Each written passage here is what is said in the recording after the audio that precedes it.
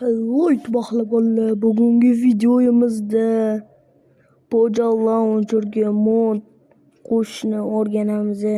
Buning uchun sizlar Play Marketga qidiruv bo'limidan Zarchiver ilovasini yuklab olishingiz kerak. Va mana shu ilova uni o'tkazgandan keyin sizlar kirasizlar. Va bu yerdan mod qo'shishimiz uchun bu yerdan mana bu Android Data va eng pastida Netgidit Poja Launcher, Files, Minecraft va Resource Packs. Bu yerda sizlarni modlar yo'q, просто o'z modlarim bular yo'q bo'ladi o'zi aslida. Xo'p, mayli. Biz endi bu modlarni qayerdan olamiz? Birinchi navbatda biz mod olishimiz uchun bitta mod topishimiz kerak. Mod qo'yish uchun bitta mod top. Xo'p, mana shu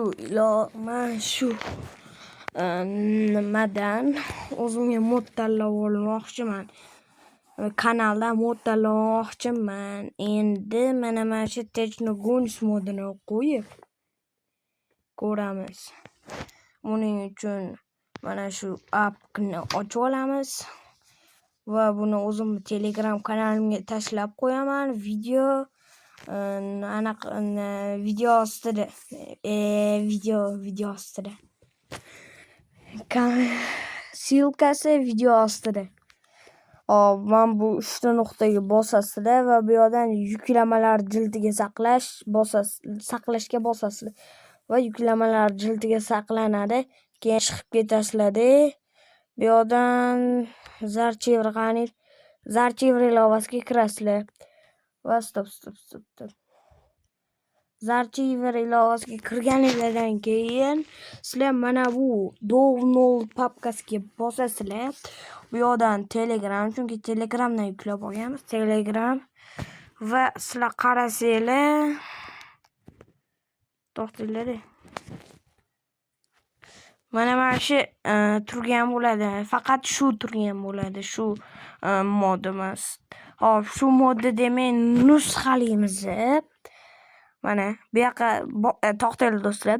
Buni qandoq qilganimni tushuntirib o'taman. Bosib turinglar va sizlarda shunaqa joy chiqadi. Bu yerdan mana bu nusxalamoqqa bosasizlar va nusxalanadi.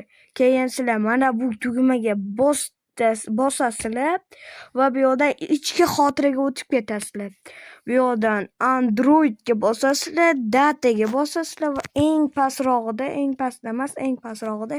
Netgidit Poja Launcher debug turgan bo'ladi.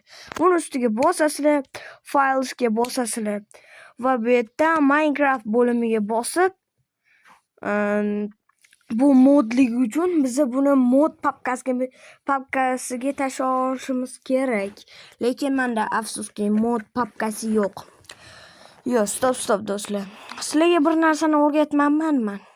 Sizlarda bu masalan to'xtanglar. Mana bu hozir Android Data shular o'zi chiqadi. Android Data chiqmay qolsa nima qilamiz? Chiqishi ham mumkin, bilmadim.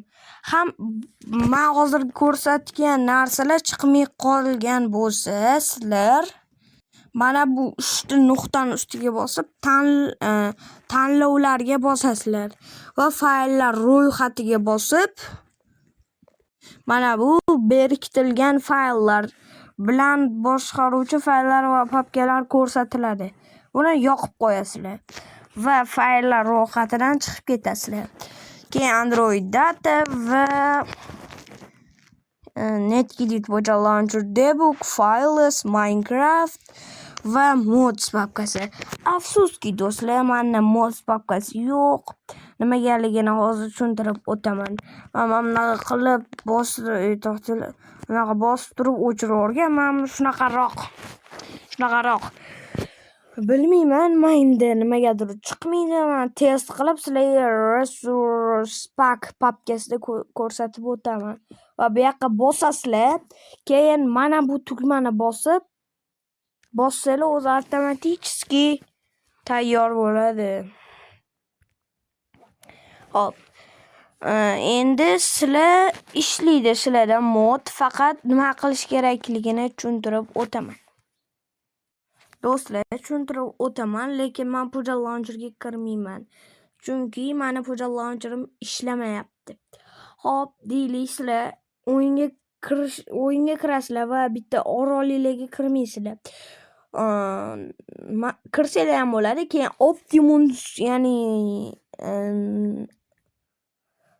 настройкиga bosasizlar. Agar inglizcha bo'lsa, Project Launcher'ga unda Optimus bo'ladi. O'shanga bosasizlar va u yoqdan sal-pal qidirsanglar, chap tomonda sal-pal qidirsanglar, Resource Data Pack'mi turgan bo'ladi. Shu Resource Pack'ga bosasizlar. Shu Resource Pack'mi, Data Pack'mi turgan bo'ladi. O'shanga bosasizlar va bosganingizdan so'ng sizlarda o'sha modellarni rasmi chiqib turgan bo'ladi. Uni qo'yish uchun sizlar o'sha modellarni rasmini ustiga mishkani olib borasizlar, va mishkani olib borganingizdan keyin modellarni rasmini ustida oq uchburchak turgan bo'ladi. Sizlar shu oq uchburchakka ko'k bo'lmagani uchun rasmiylarni ustini o'rtasiga olib borsanglar mishkani, shu uchburchak ko'kka aylanib qoladi. Va o'shandan keyin bitta tugmani bosaverasizlar. Farqi yo'q. Preset ana tugmalar bo'ladi-yu. Oldinga yurish tugmasini o'ng tomonida sek bo'ladi, chap tomonida o'sha mishkani, kompyuterning mishkani buzadigan, sindiradigan, qo'yadigan shunaqa tugmasini presetga bitta bosib olasizlar. Preni bosasizlar do'stlar, chap tomondasini. Oldinga yuradigan tugmani chap tomondasini bitta bossanglar, keyin pastda down turgan bo'ladi. O'shaning ustiga bitta bossanglar, Minecraft'ingizga boshqatdan kirib ketadi. Va kirgandan keyin sizlar modlar qo'yilgan bo'ladi. Yana bitta qoida do'stlar. Agar modellarning versiyasi sizlar o'ynayotgan versiya to'g'ri kelmasa, bo'lmasa mana bu yerdan yangi versiya ochib olishinglar mumkin. Va yana bir narsalar ko'payib ketyapti. Forge'ga qo'yasizlar. Yoki Optifine'ga qo'ysanglar bo'ladi. Manda o'xshaydi, lekin Optifine'da sizlar ham sinab ko'ringlar.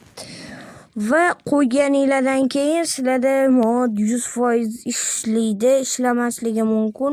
Va bu sizlarga aytdim, versiyasi 1 bo'lish kerak. Sizlar o'ynayotgan versiya bilan 1 bo'lish kerak. Bu yoqda mana bu yerdan versiyalar ochib olasizlar. O'sha kerakli modellar o'ynamoqchi bo'lsanglar, o'sha bilan versiyasi bilan. Bu mod 1.12-versiyaligi uchun men o'ynayman, 1.12 versiyada emas, eng baland versiyada o'ynayman. 1.12 ochib o'ynasam bo'ladi. Xullas do'stlar, ko'p qoidalar aytdim. Hammanglarga xayr do'stlar. Sizlar bilan men Toykerjon. Keyingi videolargacha ko'rishguncha deb qolamiz. Sizlar bilan men Toykerjon bo'ldim.